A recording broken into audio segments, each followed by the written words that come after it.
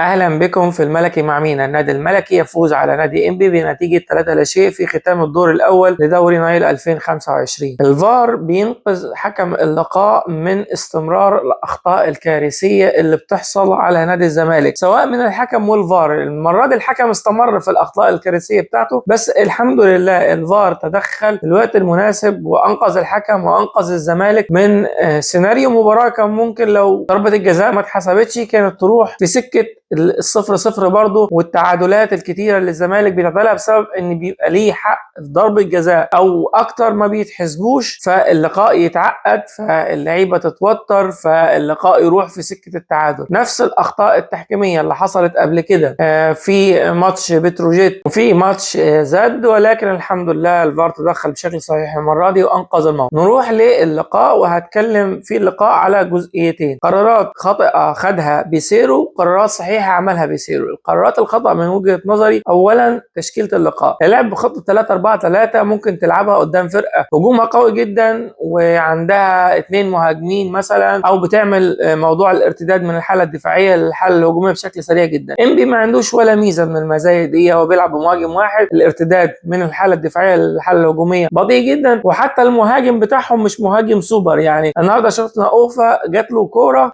عرضية كان وحده وكانت النتيجة 1-0، لو كان حطها في الجون كان عقد اللقاء، ولكن حتى هو مش مهاجم قوي، فانا مش شايف اي تفسير منطقي ان احنا نلعب بخطه 3-4-3 في لقاء زي كده. كان المفروض نرجع لخطه 4-3-3 ويتم اللعب باثنين مساكين بس. دي اول نقطه. النقطه الثانيه وهي اللعب بمصطفى شلبي. مصطفى شلبي لاعب سيء للغايه، ولا سنه كبير في السن 30 سنه. تاني حاجه، ولا هو بيدافع كويس ولا بيهاجم كويس ولا بيقدر يرقص بشكل مميز ولا بيقدر يضم ويشوط ولا بيكمل جوه منطقه الجزاء علشان تقول ان هو مثلا مهاجم تاني زي جنب ناصر منسي ولا اي حاجه. لاعب مستواه خلال الفتره اللي فاتت سيء، النهارده تطور وبقى سيء جدا، لان بالاضافه الى كل السلبيات اللي فاتت دي كانت الهجمه لما بيبقى خطيره هو بيوقف الهجمه وبيكسر الهجمه قدام نادي الزمالك. يعني في نهايه الشوط الاول في كوره كانت من ناحيه الجناح الشمال اتلعبت عرضيه، فالكوره ابتدت تبقى على حدود منطقه الجزاء وهاديه وكان داخل دونجا هيشوط، راح هو خد الكوره لان هو كان ظهره للملعب، خد الكوره وطلع بيها بره ولف، بدل ما يباص الكوره لناصر ماهر على اليمين علشان يعمل هجمه خطره ويشوط، راح لف وحط كوره بشماله اللي هو اساسا باليمين بيشوط ما بيعرفش يشوط، حط واحده بشماله طبعا طلعت بره ال3 خشبات خالص وضيع هجمه خطيره على نادي الزمالك. نفس القصه في الشوط الثاني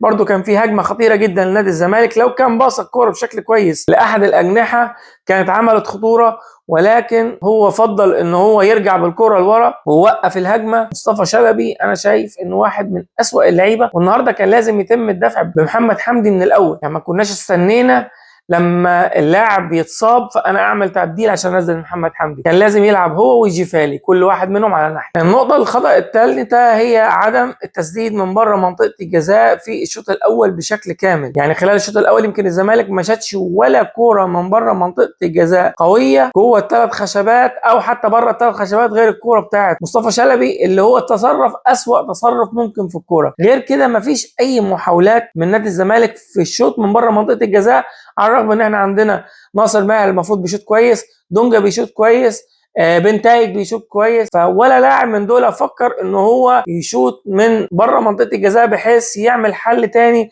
غير الحلول التقليديه في الاختراق من العمق او من الكرات العرضيه من الاطراف. في بدايه الشوط الثاني تحس كابتن بيسيرو قابل غسان مطر الممثل القدير وقال له اعمل ايه، فقال له اعمل الصح يا بيسيرو. وفعلا كابتن بيسيرو ابتدى الشوط الثاني بشكل صحيح وعمل تبديلات جذريه من بدايه الشوط الثاني في توقيت ممتاز جدا، بان هو غير طريقه اللعب من خطه 3-4-3 ل 4-3-3. سحب حسام عبد المجيد، معرفش اذا كان حسام كان مصاب ولا التغييره تكتيكيه، ولكن كانت في وقتها وكانت صحيحه بان يتم سحب احد المساكين ويتم دفع عبد الله السعيد في وسط الملعب، يقدر يبقى في وسط الملعب يحرك اللعب مع ناصر ماهر ويدي شويه تحرر للاجناب سواء عن طريق بنتايج او عمر جابر، في ان هما الاثنين يكملوا مع الاطراف ويعملوا جبهات قويه سواء من ناحيه اليمين او من ناحيه الشمال. النقطه الثانيه الصح اللي اتعملت في الشوط الثاني وهي التسديد من بره منطقه الجزاء سواء عن طريق محمد حمدي او عن طريق دونجا، بغض النظر عن التسديدات ما كانتش جوه الثلاث خشبات وما كانتش قويه قوي، ولكن نقطه مفيده جدا ان يتم اعطاء تعليمات للعيبه ان لازم تشوطوا من بره منطقه الجزاء، لان دي اللي هتعمل خلخله مع الفرق. مش كل اللعب لازم يبقى بنفس الشكل من على الاطراف،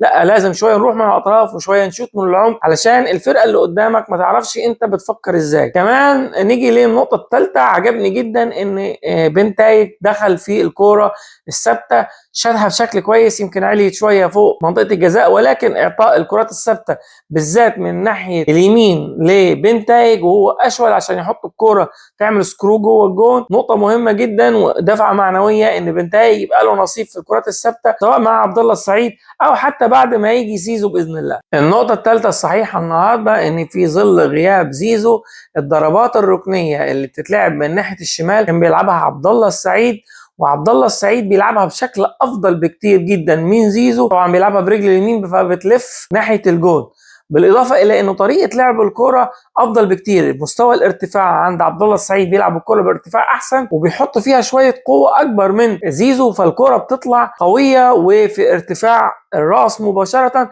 فحتى لما جلت من المدافعين الكره راحت قويه، فالمدافع اتلخبط، كره ردت في ايده والحكم حسب ضربه جزاء صحيحه بسبب ان الكره قويه. لو بنفس الطريقه اللي بيلعبها زيزو بيلعب الكره تشب كده وبتبقى بطيئه قوي فما بتوصلش حتى بشكل كويس على القائم البعيد. عبد الله السعيد بيلعبها بشكل كويس، بالاضافه الى ان الضربات الركنيه اللي بتتلعب من ناحيه اليمين في لقاء النهارده تكفل فيها بنتايج، وبنتايج برضو بيلعب الكره بشكل كويس جدا وبتلف ناحيه الجون فبتعمل مشكله اكبر من الكره لو لعبها برضو زيزو فبتلف بره، لو لعبها من ناحيه اليمين فبتلف بره الملعب وما بتعملش الخطوره الكبيره. فانا شايف ان في ظل غياب زيزو الضربات الثابته اتنفذت بشكل افضل. النقطه الرابعه الصحيحه وهي ان الدفع بعبد الله السعيد ساعد في الخروج بالكوره من الخط الخلفي للخط الامامي، كمان عبد الله السعيد في ميزه انه بيرسى شويه على الكوره وبيقدر يباصي ليه سواء الجناح او الباك وبيخليهم هما الاثنين يعملوا زي جبهه، يعني حتى التعاون ما بين الجناح والباك في الشوط الثاني في ظل وجود عبد الله السعيد ونقل التمريرات بشكل كويس ساعد في ان الاثنين الباكات سواء بنتايج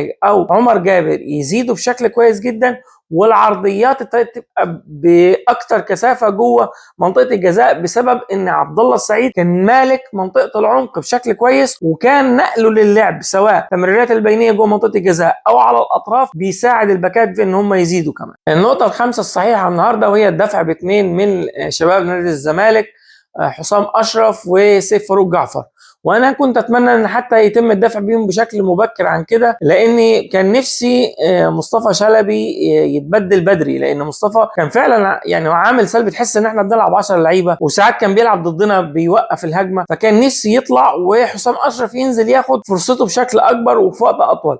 اللي عجبني بصراحه سيف فاروق جعفر اللي لما نزل تاثيره بان في الملعب بشكل كويس، انه ابتدى يكفر النقطه الدفاعيه شويه مع دونجا، وكمان كان بيزيد في الواجبات الهجوميه، وكان رائع جدا في التعامل مع الكره اللي بصاها لعبد الله السعيد. واحد غيره نازل عايز يثبت نفسه، النتيجه 2-0 في الدقيقه 92 فكان خلاص الماتش خالص، كان ممكن يشوط الكره بشكل مباشر، لو دخلت جون كانت الناس هتهيص له، لو ما دخلتش جون ما كانش حد هيحس بالغلطه لان اوريدي كان الزمالك فايز 2-0 والماتش في النهايه، ولكن هو فكر التفكير الصحيح. انا لو شوت نسبه ان هتيجي جون اضعف بكتير من ان باص الكره لعبد الله جوه منطقه الجزاء انفراد، وعمل الاختيار الصحيح، وده يثبت ان سيف فاروق جعفر المفروض ياخد فرصه للعب في نادي الزمالك ومن ضمن السكواد اللي في نص الملعب اللي لازم يحصل ما بينهم مداوره وياخد فرصته في اللعب، لان حجبه الكامل وعدم اللعب خلال الفتره اللي فاتت يعني انا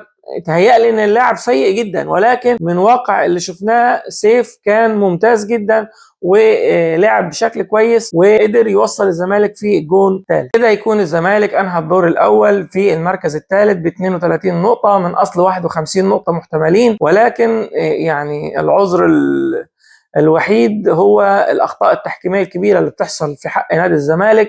في كذا لقاء كان ممكن النتيجه بتاعتهم تتغير لو تدخل بيها النهارده وادى للزمالك حقه، بالاضافه طبعا للهزه الكبيره في الجهاز الفني لنادي الزمالك بتغييره 3 مرات. فالله يكون في عون نادي الزمالك. ولكن خلال الدور الثاني ودور المجموعات المصغر اللي فيه 8 فرق غير الزمالك، لازم الزمالك خلال ال8 لقاءات يفوزهم بالكامل. يعني الزمالك قدامه 24 نقطة، لازم ياخد ال 24 نقطة كاملين علشان يقدر ينافس على البطولة او على اقل تقدير للمركز الثاني. حاليا النادي الاهلي ب 36 نقطة، عنده لقاء مهم وصعب قدام طلائع الجيش. طلائع الجيش حاليا في المركز العاشر، هو عايز على الاقل نقطة واحدة عشان يبقى في المركز التاسع ويدخل من ضمن التسعة الاوائل ويبعد عن مجموعة الهبوط. ولكن لو خسر قدام النادي الاهلي هيدخل في مجموعة الهبوط. فاعتقد ان اللقاء هيكون صعب جدا على النادي الاهلي نظرا لوجود دوافع كبيرة قدام طلائع الجيش. على الاقل يخطفوا نقطة من النادي الاهلي علشان يقدروا يدخلوا من ضمن التسعة الاوائل. كمان